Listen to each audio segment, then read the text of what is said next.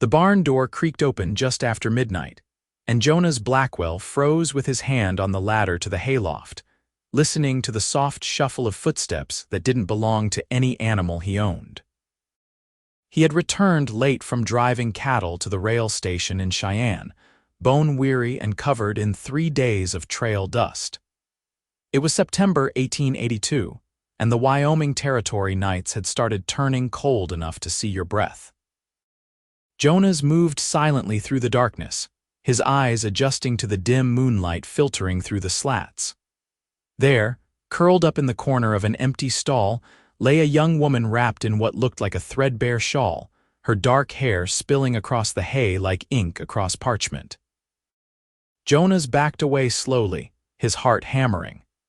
He wasn't the kind of man who startled easy, but finding a stranger sleeping in his barn wasn't exactly a common occurrence.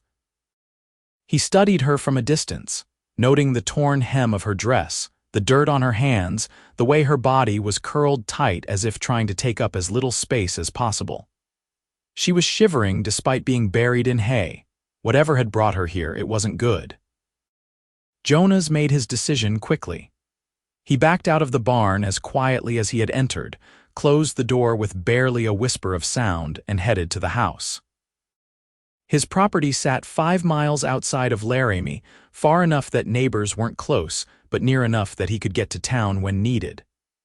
The ranch house was modest, but well-built, something his father had constructed before dying of pneumonia 6 years back. Jonas had been running the place alone ever since, building up his herd, keeping his head down, living a quiet life. That quiet life had just gotten complicated. He lit the lamp in the kitchen and stoked the fire in the stove, then set about making breakfast even though dawn was still hours away. He worked steadily, frying up bacon and eggs, making biscuits from scratch, putting on a pot of strong coffee. While the food cooked, he went to his mother's old trunk in the spare bedroom and pulled out a quilt she had made before she passed when he was 12. It was beautiful work, a wedding ring pattern in blues and whites that had taken her 2 years to complete. When everything was ready, Jonas loaded it all onto a wooden tray his father had crafted, poured 2 cups of coffee, and carried the whole thing out to the barn.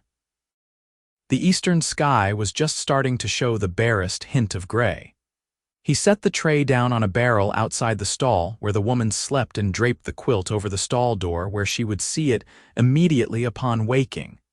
Then he did something that would change both their lives forever. He pulled a piece of paper from his pocket, something he had been carrying for 3 weeks now. It was a letter he had started writing to the matrimonial agency in Denver, inquiring about finding a wife. He hadn't sent it because putting his loneliness into words felt like admitting defeat, like acknowledging that he wasn't capable of finding someone on his own. But here was a woman who needed help, and he was a man with more space in his house and heart than he knew what to do with. Jonas sat down on a milking stool and wrote by the light of the lamp he had brought. His handwriting was rough but legible, the words coming easier than he expected. "Miss, I do not know your circumstances or what brought you to seek shelter in my barn. I do not know your name or where you come from, but I know you are in need, and I am a man of means with a home and land.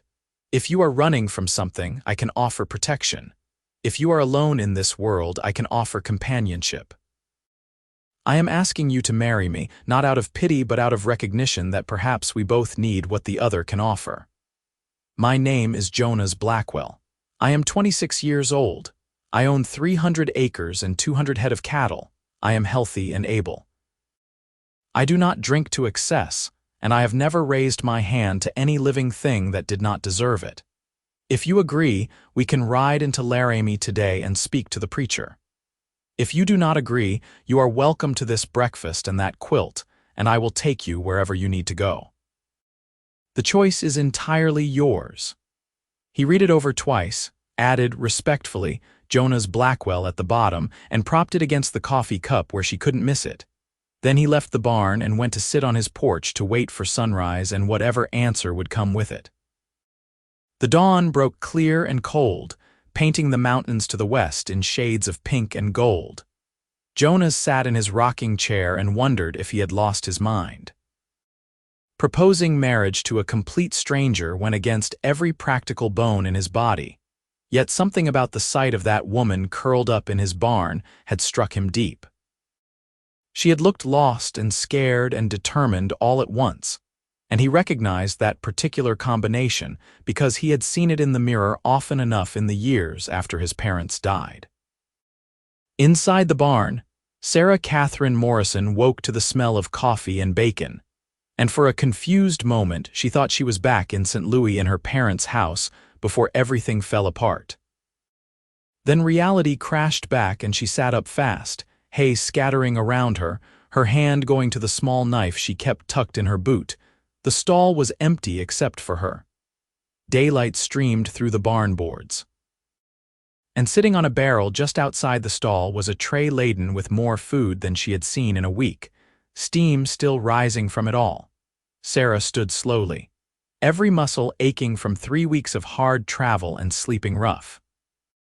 She was 22 years old and had been beautiful once, or so people had told her. Right now she felt about 100 years old and looked like something dragged behind a wagon. Her dress was ruined, her hands were blistered, and she was fairly certain she smelled worse than the horses that usually occupied this barn. She approached the tray like it might be a trap, but her stomach was growling so loud it hurt. That was when she saw the note propped against the coffee cup and the beautiful quilt draped over the stall door. Sarah picked up the note with trembling hands and read it once, twice, 3 times. A marriage proposal, from a man who had found her trespassing in his barn.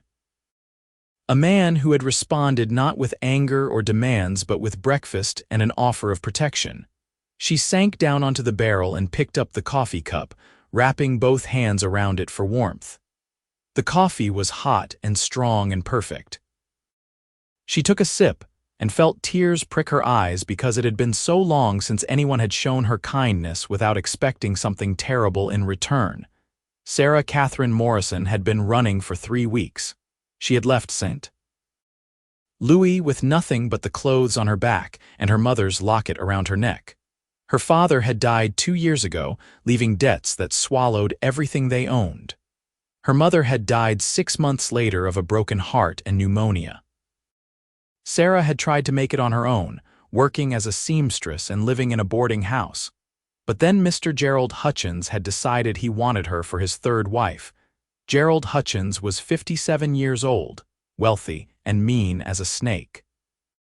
He had buried 2 wives already under suspicious circumstances, and when he set his sights on Sarah, he didn't take no for an answer. He had bought up her debts, gotten her evicted from the boarding house, and made it clear that she would marry him or find herself in a situation much worse. So Sarah had run.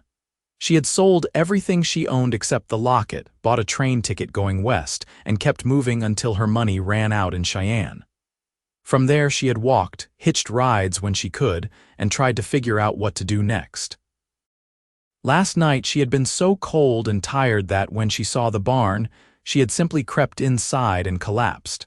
Now here she was with a marriage proposal from a stranger and a decision to make. Sarah ate the breakfast slowly, savoring every bite. The eggs were cooked perfectly, the bacon was crispy, and the biscuits melted in her mouth. Whoever Jonas Blackwell was, he could cook. That was more than most men could say. When she finished eating, Sarah wrapped the quilt around her shoulders and walked to the barn door. She opened it carefully and stepped out into the morning light. The ranch spread before her, modest but well-maintained. There were several outbuildings, a corral with horses, and a house that looked solid and welcoming. And there on the porch sat a man in a rocking chair, watching the sunrise. Jonas saw her the moment she stepped out and got to his feet. He was tall, well over 6 feet, with broad shoulders and the lean build of a man who worked hard for a living. His hair was dark brown and needed a trim, his face was angular and weathered by sun and wind, and his eyes were a startling shade of blue-gray. He looked exactly like what he was, a cowboy and rancher who had spent his life working the land. Sarah walked toward the house, clutching the quilt around her shoulders, When she was close enough to speak without shouting, she stopped and looked up at him. "I am Sarah Catherine Morrison," she said, her voice hoarse from disuse. "I am 22 years old. I am from St. Louis originally. I have no family left living and no prospects to speak of. I can read and write and cipher. I can cook and sew and keep a house. I am healthy despite how I must look right now. I do not drink, and I have never stolen anything in my life until I stole shelter in your barn last night." Jonas listened without interrupting, his expression serious. Sarah took a breath and continued. "I am running from a man who wants to force me into marriage, a man I believe killed his previous wives. I have nothing to offer you except my labor and my word. But if your offer is genuine, if you truly mean what you wrote in that note, then yes. Yes, I will marry you." The words hung in the air between them. Jonas felt his heart kick hard in his chest. He had hoped but not expected this answer. He stepped down off the porch and walked toward her until they stood just a few feet apart. "My offer is genuine," Jonas said quietly. "I am not a man who says things I do not mean. If you agree to this, I will protect you with my life. I will provide for you. I will treat you with respect and kindness. I will not demand anything from you that you are not willing to give freely." Sarah met his eyes and saw nothing but honesty there. It was more than she had dared hope for. "Then I agree," she said. Jonas nodded once, decisively. "We will go into Laramie today and speak to Reverend Walsh. But first, you should come inside. You can wash up and rest if you need. I have my mother's old clothes in a trunk. They might fit you well enough until we can get you some new dresses made." Sarah followed him into the house, her legs shaking with exhaustion and nerves and relief.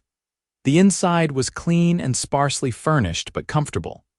Jonas showed her to the spare bedroom and brought her fresh water and soap, then left her alone to wash and change. Sarah stripped off her ruined dress and washed with the soap and warm water, scrubbing away 3 weeks of dirt and fear.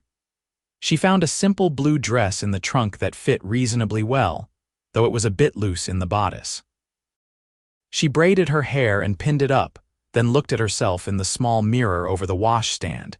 She looked like a different person. Cleaner, certainly, but also like someone who had been given a second chance. When she emerged from the bedroom, Jonas was waiting in the kitchen.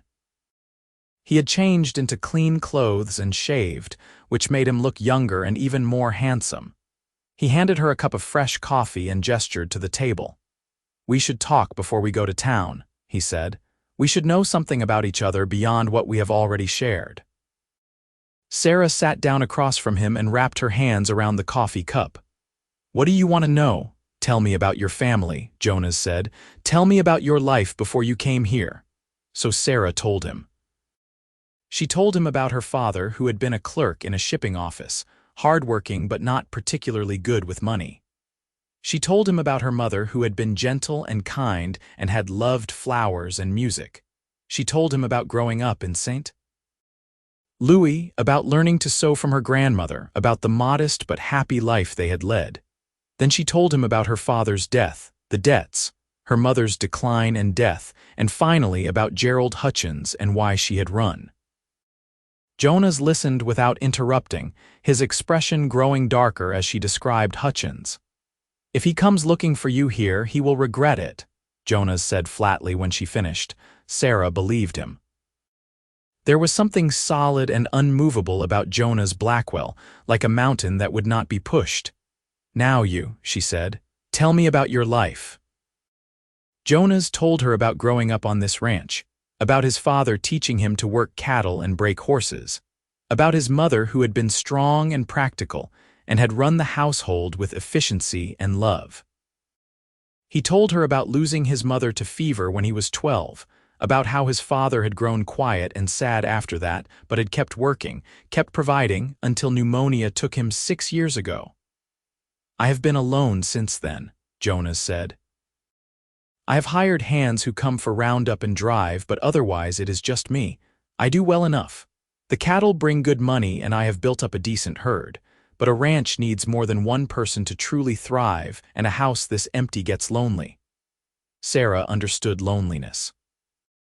She reached across the table and put her hand over his. It was the first time they had touched, and she felt a spark of something that might have been hope. "We will not be lonely anymore," she said softly. Jonas turned his hand over and squeezed her fingers gently. "No," he agreed, "we will not." They rode into Laramie in Jonas's wagon, Sarah wrapped in the quilt and wearing her new old dress. The town was bustling with activity, cowboys and miners and railroad workers all mixing together. Sarah stayed close to Jonas as they walked to the church, aware of the look she was getting. A strange woman appearing in town with Jonas Blackwell would be cause for gossip. Reverend Walsh was a thin man in his 50s with kind eyes and a practical manner. He listened to their request without much visible surprise. "You understand this is somewhat irregular," he said mildly, looking between them. "I understand," Jonas said, "but we are both of age and sound mind, and we are both certain of this decision." Reverend Walsh turned to Sarah. "Is this what you want, Miss Morrison? You are entering this marriage freely." "Yes," Sarah said firmly. "I am." The Reverend studied her for a long moment, then nodded. "Very well, I will need 2 witnesses. Let me see if I can find some willing souls." He disappeared into the back of the church and returned with his wife Martha and the church caretaker, an older man named Ben who had been sweeping the steps. Martha Walsh looked at Sarah with sharp but not unkind eyes. "You are certain, dear?" she asked quietly. "I am," Sarah said. Martha nodded. "Then let us get you married." The ceremony was brief and simple. Sarah and Jonas stood before the Reverend and repeated the vows that would bind them together. When Jonas slipped his mother's wedding ring onto Sarah's finger, a plain gold band that fit perfectly, she felt tears slide down her cheeks. "I now pronounce you man and wife," Reverend Walsh said. "Jonas, you may kiss your bride." Jonas leaned down and kissed Sarah gently, a soft brush of lips that was over in a heartbeat but felt like a promise. They were married. After signing the necessary papers, Jonas took Sarah to the general store and bought her 3 new dresses, a warm coat, sturdy boots, and all the undergarments and necessaries she would need. He bought her a hairbrush and pins, ribbons, and a hat. Sarah protested at the expense, but Jonas was firm. "You are my wife," he said. "You will be provided for." At the mercantile, they picked up supplies for the ranch, flour and sugar and coffee, salt and beans and bacon. The proprietor, a round man named Mr. Gunderson, congratulated them with genuine warmth. "Did not know you were courting anyone, Jonas," he said with a grin. "It was a quick courtship," Jonas said dryly, which made Sarah hide a smile. They ate lunch at the hotel restaurant, sitting across from each other and talking about the ranch, about what needed to be done before winter set in, about the cattle and horses and plans for the future. It felt strange and natural all at once, sitting here with this man she had married after knowing him for less than a day. On the ride back to the ranch, Sarah found herself studying Jonas's profile. He had a strong jaw and a straight nose, and when he caught her looking and smiled, his whole face changed, becoming younger and more open. "What are you thinking?" he asked. "That I cannot quite believe this is real," Sarah admitted. "This morning I woke up in your barn with no idea what would happen next. Now I am your wife and we are going home together." "It is real," Jonas said, "and I am glad you agreed. I know this is not how anyone imagines getting married, but I promise I will do my best to make you happy." "You have already made me happier than I have been in a very long time," Sarah said honestly. They reached the ranch as the sun was beginning its descent toward the mountains. Jonas helped Sarah down from the wagon and carried her packages into the house. He showed her around properly this time, pointing out where everything was kept, explaining his routines and habits. "The bedroom upstairs is mine," he said, somewhat awkwardly. "The spare room downstairs is yours for as long as you want it. I meant what I said this morning. I will not demand anything you are not willing to give." Sarah felt a rush of gratitude and something else, something warmer. "Thank you," she said softly. "I appreciate that more than you know." They fell into a routine over the following days that felt surprisingly comfortable. Sarah took over the cooking and was pleased to discover that Jonas had been honest about his circumstances. The pantry was well stocked, the root cellar was full of vegetables and preserves, and there was a smokehouse with cured meat. She made proper meals for the first time in weeks and felt strength returning to her body. Jonas worked the ranch from dawn to dusk, mending fences, checking on cattle, breaking a young horse that needed training.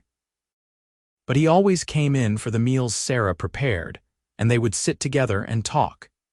He told her stories about growing up on the ranch, about close calls with bears and storms, about the time his father's prize bull got loose and led them on a chase that lasted 2 days. Sarah told him about St. Louis, about the plays and concerts she had seen, about the Mississippi River and the steamboats, about her work as a seamstress and the fine ladies she had made dresses for. She found herself laughing more than she had in years, and Jonas seemed to light up whenever she smiled. At night, Sarah slept in the spare room in a real bed with clean sheets and warm blankets, and she felt safe for the first time since her mother died. She could hear Jonas moving around upstairs sometimes, the creak of floorboards and the quiet sounds of him settling in for the night, and it was comforting rather than frightening. A week after their wedding, Sarah was hanging laundry on the line when she saw riders approaching. Her heart leaped into her throat and she ran for the house. "Jonas," she called, trying to keep the panic from her voice. He emerged from the barn immediately, saw the riders, and walked to meet them with his rifle held casually in one hand. Sarah watched from the porch, her hands clenched in her apron. But the riders turned out to be neighbors, the Thornton family from the ranch to the east. Robert and Elizabeth Thornton and their 3 children had come to welcome Sarah and offer congratulations on the marriage. Elizabeth was a plump, cheerful woman in her 40s who swept Sarah into a hug like they were old friends. "We heard Jonas got married and could not believe it," Elizabeth said with a laugh. "He has been alone out here for so long we thought he would be a bachelor forever." "You must tell me everything. How did you meet?" Sarah glanced at Jonas, who gave her a small nod. They had agreed on a story, one that was mostly true with a few omissions. "I came west from St. Louis after my parents passed," Sarah said. "I was traveling through and we met in Laramie. Jonas offered me work keeping house for him and, well, things developed from there." Elizabeth looked delighted. "How romantic, a whirlwind courtship. Those are always the best kind." The Thorntons stayed for lunch, and Sarah was grateful for her week of practice cooking because everything turned out well. The children, 2 boys and a girl ranging from 8 to 14, were polite and curious. Robert and Jonas talked cattle and horses and the upcoming winter, while Elizabeth peppered Sarah with questions about St. Louis and fashion and whether she found Wyoming terribly primitive. "It is different," Sarah said honestly, "but I am finding I like it more than I expected." After the Thorntons left, Jonas helped Sarah clean up the dishes.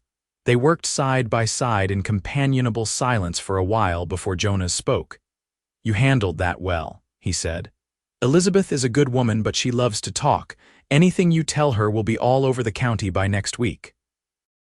"Is that a problem?" Sarah asked. "No," Jonas said. "It is good, actually. The more people who know you are my wife, the safer you are. If your Mr. Hutchins does come looking, he will find a community that will not take kindly to him trying to interfere." Sarah felt a wave of affection for this man who thought ahead, who planned for her protection without her having to ask. She reached up and kissed his cheek impulsively. Jonas went very still, then turned to look at her. "What was that for?" "For being kind," Sarah said. "For making me feel safe." Jonas reached up and tucked a strand of hair behind her ear, his fingers lingering for just a moment. "You are my wife," he said quietly. "Your safety is my responsibility and my honor." The air between them felt charged suddenly, heavy with possibility. Sarah's breath caught as Jonas's hand cupped her cheek. He leaned down slowly, giving her time to pull away, but she did not.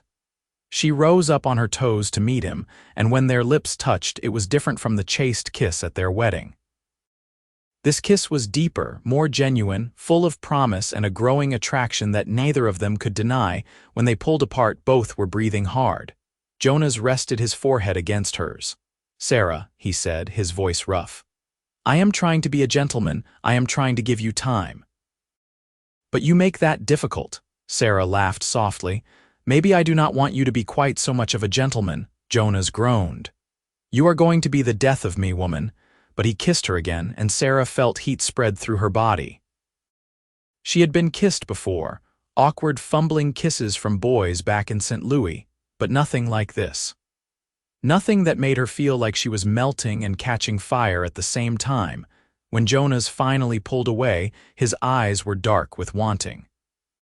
"We should probably slow down," he said, sounding like he was trying to convince himself.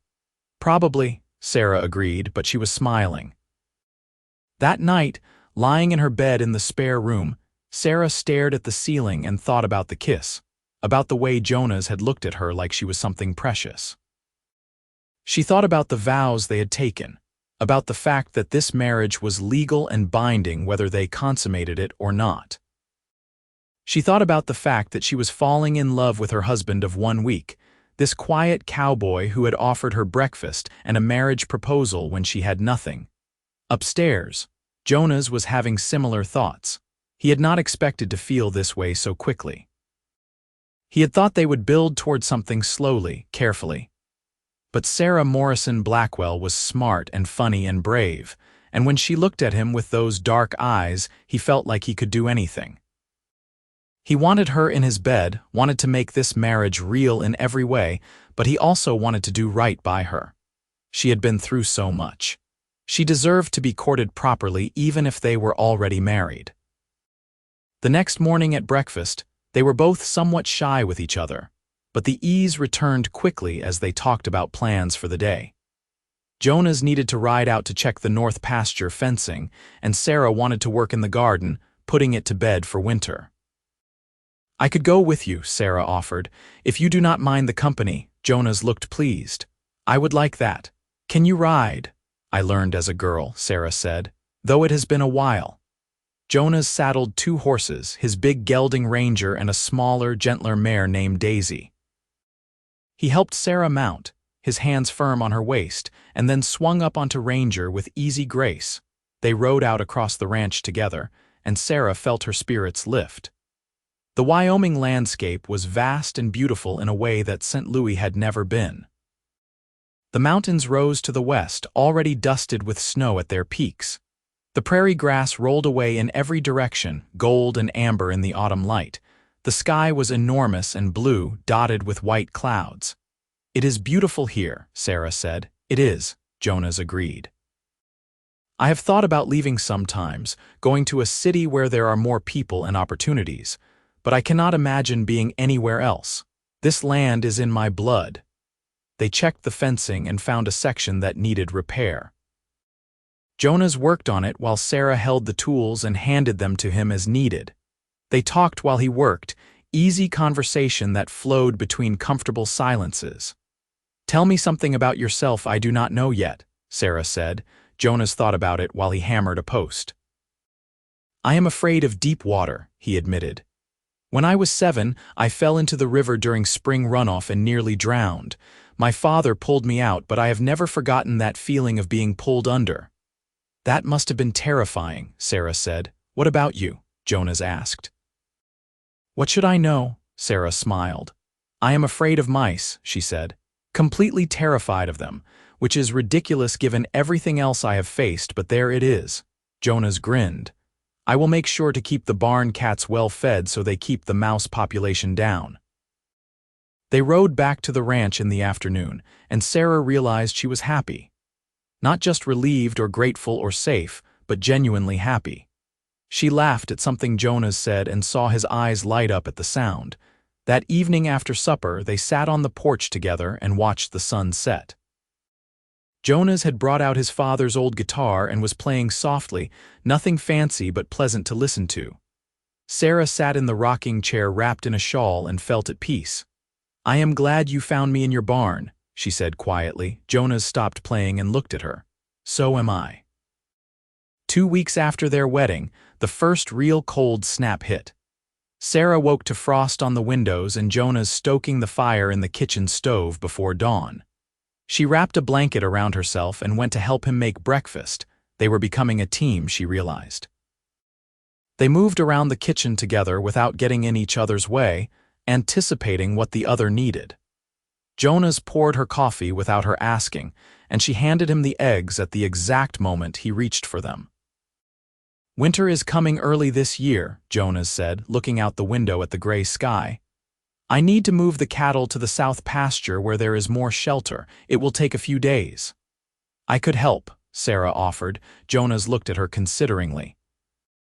"You would be on horseback from dawn to dusk. It is hard work." "I am not afraid of hard work," Sarah said, so Jonas taught her to herd cattle. It was exhausting and exhilarating at the same time. Daisy proved to be an excellent cow pony, responding to the slightest pressure of Sarah's legs and the shift of her weight. Sarah learned to anticipate which way the cattle would move, how to turn back a stray, how to keep the herd moving together. They camped out the first night under the stars. Jonas showed Sarah how to build a proper campfire and they cooked beans and bacon in a skillet. After they ate, they sat close together for warmth while the cattle settled and the fire burned down to embers. "My mother used to say that the stars out here were so bright because there was nothing between them and the earth," Jonas said. "No smoke from factories, no light from cities, just open sky." Sarah leaned against his shoulder and looked up at the vast sweep of stars overhead. She was right. "I have never seen anything like this." Jonas put his arm around her and she snuggled closer. The night was cold, but she felt warm where their bodies touched. She tilted her head up and found Jonas looking down at her with an expression that made her breath catch. "Sarah," he said softly. "May I kiss you?" Instead of answering, she closed the distance between them and kissed him. It was even better than the first time, slow and deep and full of growing love. When they finally pulled apart, Jonas's eyes were dark and his breathing was uneven. "I want you to know," he said quietly. "This is not just about convenience for me anymore. Maybe it never was. I am falling in love with you." Sarah felt tears prick her eyes. "I am falling in love with you too." Jonas kissed her again, then pulled her close and held her while the fire burned down and the stars wheeled overhead. They slept wrapped in their bedrolls side by side, and Sarah had never felt safer or more content. By the time they got the cattle moved and returned to the ranch house, they were both exhausted and covered in dust, but they were also closer than ever. That night, after they had both washed up and eaten supper, Jonas took Sarah's hand. "I want to do this right," he said. "I want to court you properly even though we are already married. You deserve that." Sarah smiled. "You do court me properly, every day. Every meal you share with me, every story you tell me, every moment we spend together is courting." "Then let me ask you properly," Jonas said. He took both her hands in his and looked into her eyes. "Sarah Catherine Blackwell, I love you. I want you as my wife in every way. Will you come upstairs with me tonight? Will you share my bed and my life completely?" Sarah felt her heart swell until she thought it might burst. "Yes," she whispered. "Yes, I will." Jonas led her upstairs to his bedroom, which she had not entered since moving into the ranch. It was a good-sized room with a large bed covered in quilts, a dresser and washstand, and windows that looked out over the prairie. He lit the lamp and turned to her. "Are you certain?" he asked. "There is no rush. We have all the time in the world." "I am certain," Sarah said. She reached up and started unbuttoning his shirt. "I want this. I want you." Jonas helped her with trembling hands, and then he undressed her slowly, reverently, kissing every new bit of skin he revealed. When they were both bare, he laid her down on the bed and covered her body with his, skin to skin, heartbeat to heartbeat. "I will be as gentle as I can," he murmured against her hair. "I trust you," Sarah said, and she did. Jonas made love to her slowly and carefully, paying attention to every sound she made, every gasp and sigh. There was pain at first, but he was patient and tender, and soon the pain gave way to pleasure unlike anything Sarah had ever imagined. When they moved together, when they reached completion wrapped in each other's arms, Sarah felt like they had truly become one. Afterward, they lay tangled together under the quilts while their breathing slowed. Jonas stroked her hair and kissed her forehead. "Are you all right?" he asked. Sarah laughed softly. "I am better than all right. That was wonderful." Jonas grinned and pulled her closer. "We can do it again whenever you like." "Give me a few minutes to recover," Sarah said, but she was smiling. She fell asleep in her husband's arms, warm and safe and loved. From that night on, she slept in the upstairs bedroom, and the spare room became a place for guests. October rolled into November, and the ranch settled into winter routines. The days grew shorter and colder, and snow began to fall regularly. Jonas and Sarah worked together to prepare for the hard months ahead, ensuring the cattle had enough fodder, stacking firewood, preserving food. They also grew deeper in love with each passing day. Jonas loved waking up with Sarah in his arms, loved seeing her face first thing each morning. Sarah loved falling asleep listening to Jonas's heartbeat, loved the way he looked at her like she was the most precious thing in his world. They talked for hours, learning everything about each other. Jonas told her about his dreams of expanding the ranch, maybe buying more land to the north, building up the herd until he had one of the best operations in Wyoming territory. Sarah told him about wanting to start a garden in the spring, maybe plant an orchard, make the ranch house into a real home filled with life and love. "Children," Jonas said one night as they lay in bed. "Do you want them?" Sarah smiled and took his hand, placing it on her flat stomach. "I do."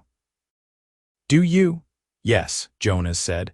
"I want children with you. I want to fill this house with noise and laughter. I want to teach my sons and daughters to ride and work the land. I want to build something that will last beyond us." "Then let us build it together," Sarah said. In late November, Sarah missed her monthly courses. She waited another week to be certain, then told Jonas over breakfast one morning. "I think I am pregnant," she said, watching his face carefully. Jonas went very still, his coffee cup halfway to his mouth. Then a huge smile spread across his face and he leaped up, swept her into his arms and spun her around. "Truly?" he asked, setting her down carefully. "We are going to have a baby." "I think so," Sarah said, laughing. "We should wait a bit longer to be certain, but yes, I believe so." Jonas kissed her soundly, then knelt down and pressed his ear to her stomach. "Hello in there," he said softly. "This is your father. I love you already." Sarah felt tears stream down her face as she ran her fingers through Jonas's hair. This wonderful man who had offered her breakfast and a marriage proposal when she had nothing, was going to be the father of her child. Winter deepened, and Sarah's pregnancy was confirmed by Dr. Henderson when they made a trip into Laramie in early December. The doctor pronounced her healthy and said the baby would likely arrive in early summer. "You will want to be near town when your time comes," Dr. Henderson said, "or have someone experienced with birthing staying at the ranch with you." "Elizabeth Thornton has offered to come stay for a few weeks when the time gets close," Sarah said. "She has birthed 3 of her own and helped with half a dozen others." "Mrs. Thornton is an excellent choice," the doctor agreed.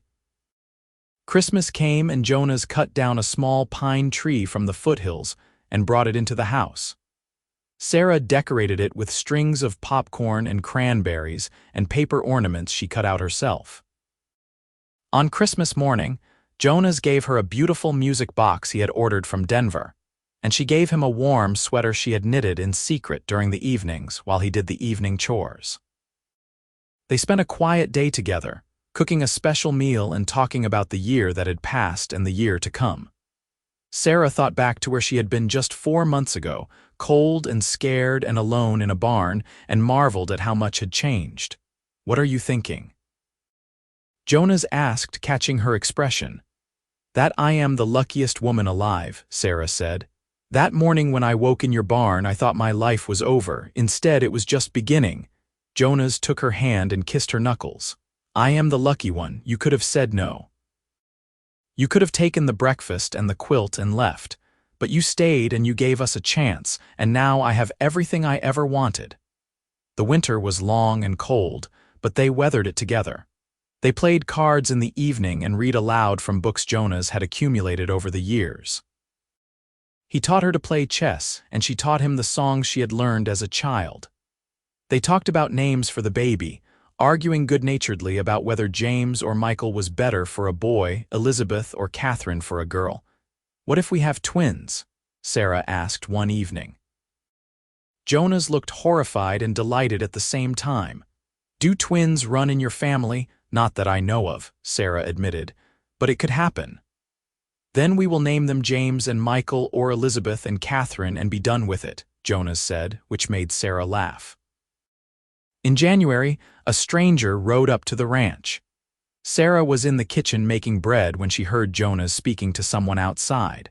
She looked out the window and felt her blood run cold. The man was well-dressed in expensive clothes, middle-aged with a hard face and cold eyes. He was speaking to Jonas with an air of authority that made Sarah's stomach clench. She could not hear what they were saying, but Jonas's posture was stiff, and his hand rested on the rifle he had propped against the porch railing. Finally, Jonas gestured toward the road and the man stared at him for a long moment before turning his horse and riding away. Jonas came inside, his expression grim. "We need to talk." Sarah sank into a chair, her hands shaking. "That was him, was it not? Gerald Hutchins." "He said his name was Gerald Hutchins, yes," Jonas confirmed. "He said he had come to collect what belonged to him. He said you were promised to him and he had a legal claim." "That is not true," Sarah said urgently. "I never promised him anything. He tried to force me." "I know," Jonas said. He knelt in front of her and took her hands. "I know, and I told him to get off my property and never come back. I told him you are my wife, legally married, and that he has no claim whatsoever. I told him if he sets foot on this land again, I will shoot him for trespassing." Sarah threw her arms around Jonas's neck. "What if he goes to the law? What if he makes trouble?" "Let him try," Jonas said firmly. "We have our marriage certificate. We have witnesses. You are Sarah Blackwell now, not Sarah Morrison, and there is not a thing he can do about it. And if he tries, well, I am not alone out here. The Thorntons and every other rancher within 20 miles will stand with us. We protect our own in this territory." True to his word, Jonas rode to the Thornton Ranch and several others over the next few days, explaining the situation. Robert Thornton and the other ranchers were outraged on Sarah's behalf. "Man like that comes around here trying to claim another man's wife. He will find himself at the wrong end of a rope," Robert said flatly. "You tell Sarah she has nothing to worry about. We will take care of this." Gerald Hutchins tried once more, arriving in Laramie and making inquiries, but he found himself stonewalled at every turn. The sheriff, a grizzled man named Tom Mackenzie, had been a friend of Jonas's father and had no patience for Eastern troublemakers. "The lady is married legal and proper," Sheriff Mackenzie told Hutchins. "She has made clear she wants nothing to do with you. I suggest you head back where you came from before you overstay your welcome." Hutchins tried to throw his weight and money around, but it got him nowhere. The people of Laramie closed ranks around one of their own. Finally, in late February, word came that Hutchins had left the territory, heading back east. Sarah cried with relief when Jonas told her. "It is really over. It is really over," Jonas confirmed. "You are safe. We are safe. No one is going to take you from me." Spring came slowly to Wyoming, the snow melting in fits and starts. Sarah's pregnancy progressed and she grew rounder by the day. Jonas was constantly worried about her, fussing over whether she was eating enough, resting enough, warm enough. It was endearing and occasionally exasperating. "I am pregnant, not made of glass," Sarah said one day when Jonas insisted on carrying a basket that weighed maybe 5 pounds. "I know," Jonas said, "but you are carrying our child and I want to take care of both of you." Sarah softened and kissed him. "You take excellent care of us. I promise to tell you if I need help." In May, Elizabeth Thornton came to stay at the ranch for a few weeks as Sarah's time drew near. Elizabeth was wonderfully practical and reassuring, regaling Sarah with stories of her own births and all the babies she had helped bring into the world. "You are young and healthy," Elizabeth said. "You will do just fine." On June 10, 1883, Sarah woke before dawn with the first pains. She shook Jonas awake and he went pale. Is it time? I think so, Sarah said. Jonas ran to wake Elizabeth, who appeared looking calm and competent in her nightgown. All right, dear, let us get you comfortable. Jonas, boil some water and then stay out of the way unless we call you. The labor lasted through the morning and into the afternoon. Jonas paced outside like a caged animal, while inside Sarah worked to bring their child into the world. It was hard and painful, but also amazing. And when Elizabeth finally placed a squalling baby boy into her arms, Sarah felt a love so fierce it took her breath away.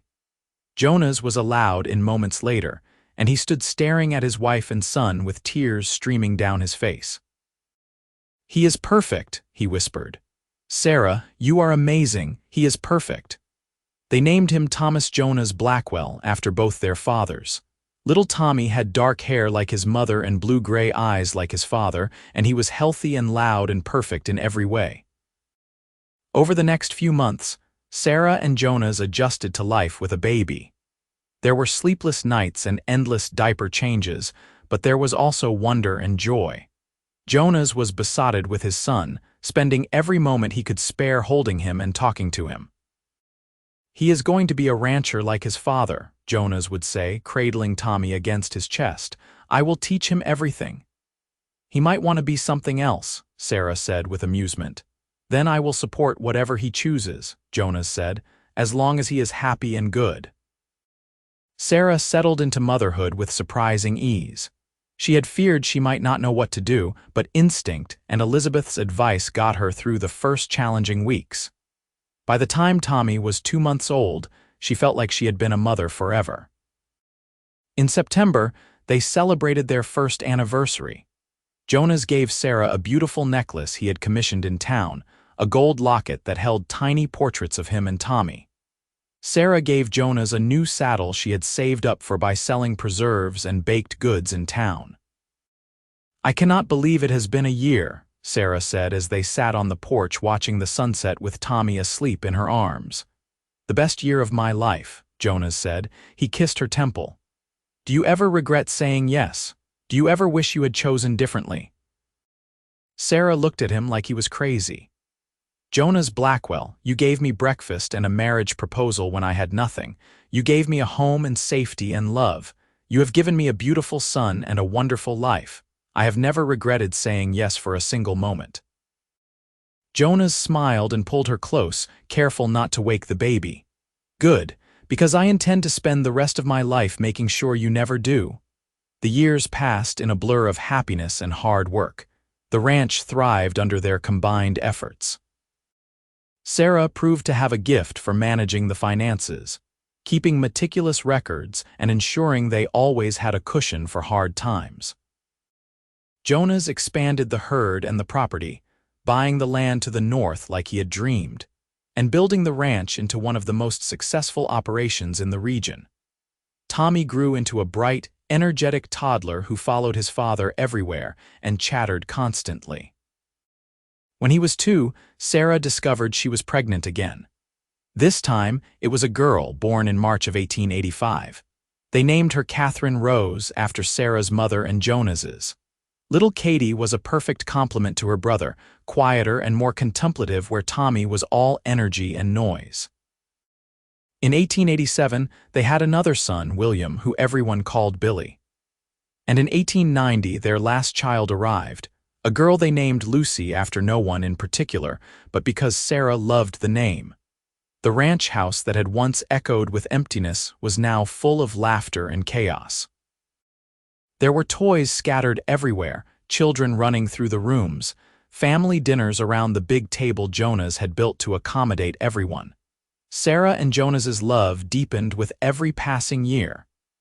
They had their disagreements, of course, moments of frustration and occasional arguments. But they always worked through it together, always remembered that they were a team. On their 10th anniversary, Jonas took Sarah into town for a special dinner at the hotel, leaving the children with Elizabeth Thornton. They dressed in their finest clothes and ate steak and drank wine and talked without interruption for the first time in what felt like months. "Do you remember that first morning?" Jonas asked, holding her hand across the table. "When I found you in the barn." Every detail, Sarah said. I woke up terrified, not knowing where I was or what would happen. Then I saw that tray of food and read your note, and I thought maybe I had stumbled into a miracle.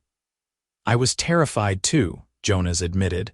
I thought you would think I was insane. Who proposes marriage to someone they have never even spoken to? Someone kind and brave and a little bit desperate, Sarah said fondly. Someone who saw another person in need and wanted to help.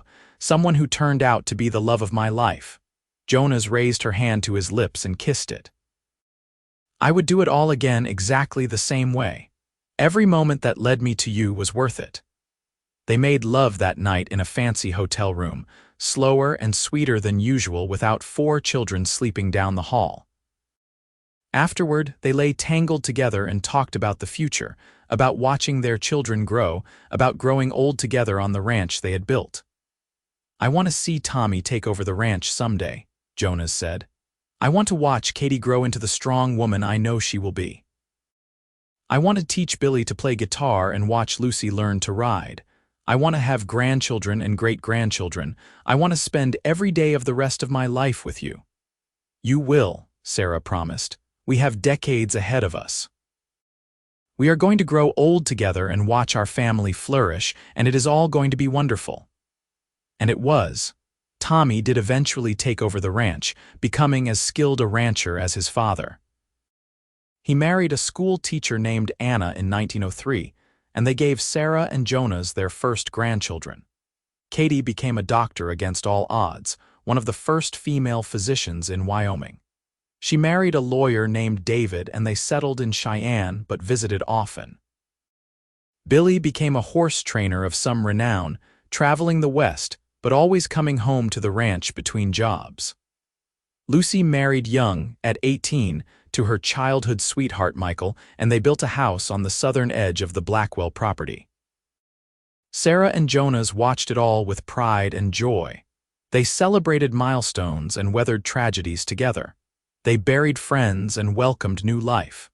They saw Wyoming become a state in 1890 and the old century turn into the new one.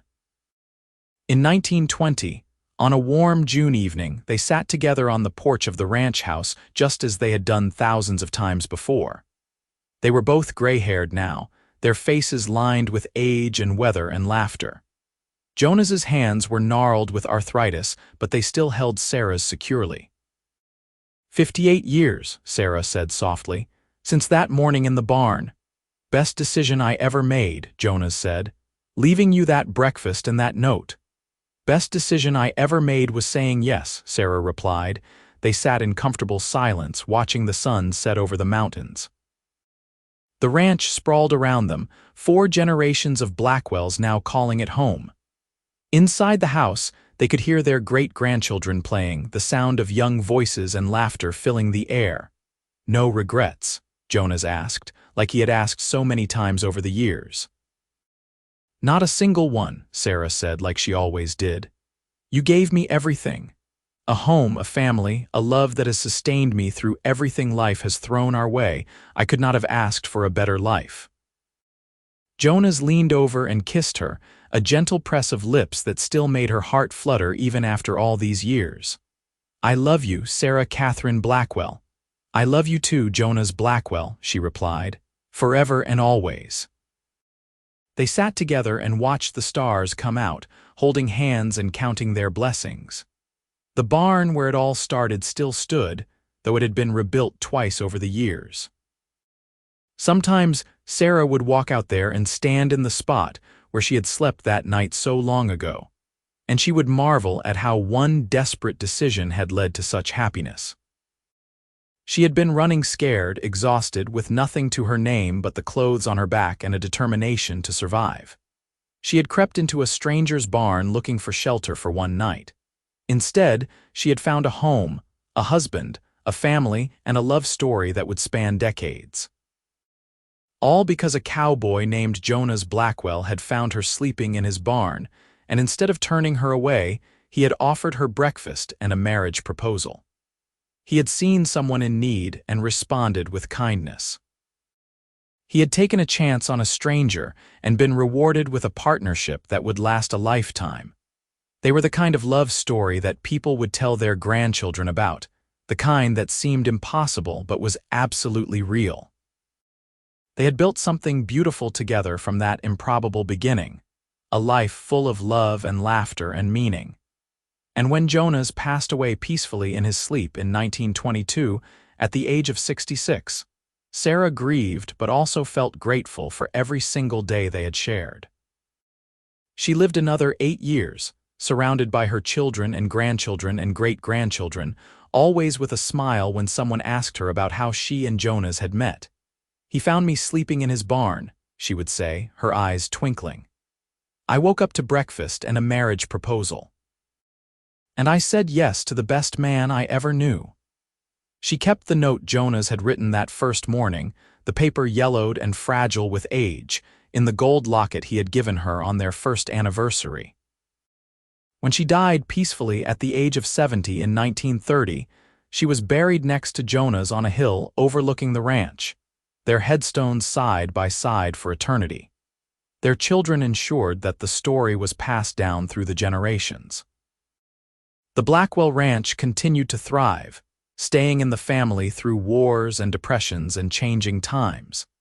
And every generation knew the story of how it all began, with a young woman seeking shelter and a cowboy who responded with kindness. The barn where Sarah had slept was eventually torn down in the 1950s, too old and worn to be saved. But before it was dismantled, Sarah's grandson Thomas carefully removed a board from the stall where she had spent that fateful night and had it made into a plaque. It hung in the ranch house for generations after, engraved with the simple words, "Here is where it all began, September 1882. The story of Jonas and Sarah Blackwell became a legend in their family and in the community. It was told at weddings and anniversaries, a reminder that sometimes the most improbable beginnings lead to the most beautiful endings. It was a story about taking chances, about kindness to strangers, about love that grows from unexpected places." Decades after both Jonas and Sarah were gone, their great-great-grandchildren would stand in the ranch house and look at the old photographs on the wall. There was one from their 50th wedding anniversary, Jonas and Sarah standing together surrounded by children and grandchildren, both smiling at each other rather than at the camera. The love between them was visible even in the old black and white photograph, something that transcended time and technology. "Tell us again," the youngest ones would beg. "Tell us about how Grandma Sarah and Grandpa Jonas met." And the story would be told once more about a cowboy and a runaway, about breakfast and a marriage proposal, about a chance encounter that changed two lives forever. It never got old, that story. It never stopped being magical. Because in the end, it was more than just a story about two people falling in love. It was a story about human decency and kindness. It was about seeing someone in need and choosing to help rather than to judge. It was about taking risks and trusting strangers and believing that maybe, just maybe, everything happens for a reason. Sarah had run west fleeing danger and desperation, not knowing where she would end up or if she would survive. Jonas had been alone and lonely, not knowing if he would ever find someone to share his life with. But fate or providence or simple chance had brought them together in the most unlikely way possible, and they had had the courage to take the leap. That first breakfast Jonas made had been more than just food. It had been an offering of hope, a gesture of kindness, a promise that not everyone in the world was cruel or selfish. That marriage proposal, written in rough handwriting on a piece of paper, had been more than just an offer of security. It had been an invitation to partnership, to building something together, to taking a chance on happiness. And Sarah's decision to say yes had been more than just accepting help. It had been an act of courage, of faith, of hope that maybe her life could be more than just survival. It had been the beginning of everything. The ranch continued on through the 20th century and into the 21st, always with a Blackwell at its helm, always with the story of Jonas and Sarah at its foundation. The original ranch house was expanded and modernized but never torn down, the bones of it remaining intact. The land was conserved and protected, kept as close to its original state as possible. And sometimes, on quiet evenings when the wind blew down from the mountains and the sun set in gold and crimson, people swore they could feel something special about the place. A sense of enduring love, perhaps, or the echo of a story that had been told so many times it had soaked into the very earth. Jonas and Sarah's love story had started with an act of desperation and responded with an act of kindness. It had grown through shared work and shared dreams, through laughter and tears, through good times and hard times. It had produced children and grandchildren and great-grandchildren, a whole sprawling family tree that stretched across the country but always traced its roots back to that ranch in Wyoming. They had been married for 58 years, from that quick ceremony in 1882 to Jonas's death in 1922. 58 years of partnership and love, of building a life together from nothing, of facing down threats and hardships and always coming through it together. 58 years that had started with a breakfast tray and a note, and a woman brave enough to say yes. It was the kind of love story that people wrote songs about, that inspired novels and movies. But for Jonas and Sarah, it had just been their life. The ordinary, extraordinary life they had built together, one day at a time, one decision at a time, always choosing each other and choosing love. And in the end, that was what mattered most. Not the dramatic beginning or the perfect ending, but all the years in between. All the mornings waking up together, all the evenings sitting on the porch, all the meals shared and conversations had and problems solved together. All the small moments that added up to a lifetime. The barn where it all began might be gone, but the legacy remained. In the land that was still worked and cared for. In the family that still gathered for holidays and celebrations. In the story that was still told, passed down from generation to generation, a reminder of where they all came from. Sarah had woken that morning in September 1882 to find breakfast and a marriage proposal waiting for her. She had been terrified and desperate and alone. She could never have imagined that 70-some years later, she would die surrounded by people who loved her, in a home she had helped build on land that bore her family's name, secure in the knowledge that she had lived a life full of meaning and love. Jonas had left that tray of food and that note hoping for something, anything, to ease the loneliness that had consumed him since his parents died. He could never have imagined that the woman sleeping in his barn would become his wife, the mother of his children, his partner in building an empire, the love of his life. They had both been looking for something that morning, though neither knew quite what it was. They had both been lonely and hopeful and scared, and they had both been brave enough to take a chance, to say yes to the possibility of something better. That was the real magic of their story, not that it was perfect or easy or without struggle, but that they had chosen it. They had looked at each other, two strangers with nothing but hope and determination, and decided to build a life together. And then they had done the work, day after day, year after year, to make that life everything it could be. Their love had been tested by hardship and danger, by Gerald Hutchins and harsh winters and all the normal struggles of life. But it had endured because they had both been committed to making it endure. They had chosen each other every single day, in big ways and small ways, and that choice had made all the difference.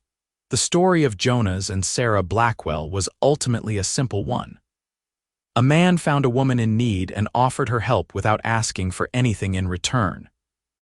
A woman accepted that help and trusted a stranger to keep her safe. They married quickly out of necessity and fell in love slowly through proximity and partnership. They built a life together that was rich and full and good. It was a story about kindness and courage, about taking chances and trusting your instincts, about love that grows from respect and partnership rather than just passion. It was a story that proved happy endings were possible, even when beginnings were desperate and uncertain. And it all started with breakfast and a marriage proposal, left by a cowboy for a woman he found sleeping in his barn on a cold September night in 1882. Everything else, all the love and joy and family and life that followed, grew from that one simple act of kindness.